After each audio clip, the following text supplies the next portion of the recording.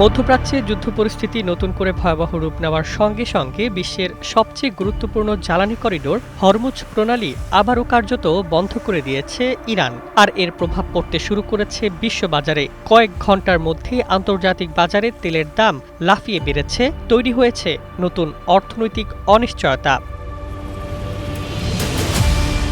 ইরানের ইসলামী বিপ্লবী গার্ড বাহিনী জানিয়েছে, নিরাপত্তা পরিস্থিতির কারণে হরমুজ প্রণালীতে জাহাজ চলাচলে কঠোর নিয়ন্ত্রণ আরোপ করা হয়েছে। বিভিন্ন আন্তর্জাতিক শিপিং সূত্র বলছে, এই কৌশলগত জলপথে জাহাজ চলাচল মারাত্মকভাবে ব্যাহত হয়েছে এবং বহু তেলবাহী জাহাজ অপেক্ষমান অবস্থায় রয়েছে।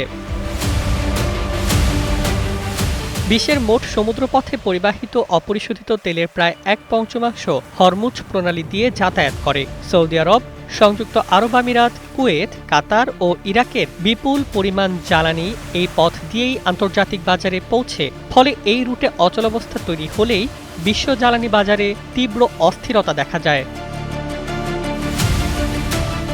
বিশ্লেষকদের আশঙ্কা, সংকট দীর্ঘায়িত হলে শুধু তেলের দামই নয়, বিশ্বজুড়ে পরিবহন ব্যয়, খাদ্যপণ্যের মূল্য এবং শিল্প উৎপাদন খরচও বাড়তে পারে। বিশেষ করে জ্বালানি আমদানি নির্ভর দেশগুলোর ওপর চাপ আরও বৃদ্ধি পাবে। ইতোমধ্যে হরমুজ সংকটের কারণে বিভিন্ন দেশের জাহাজ চলাচল বাধাগ্রস্ত হয়েছে। বাংলাদেশগামী জ্বালানি ও পণ্যবাহী জাহাজগুলোকেও অতীতে এই রুটে বিশেষ অনুমতির জন্য অপেক্ষা করতে হয়েছে।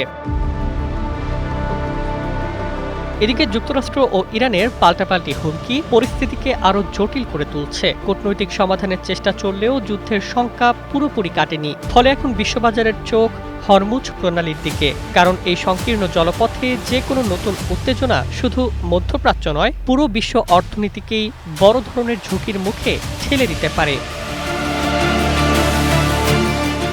Desk report, Bangladesh bulletin.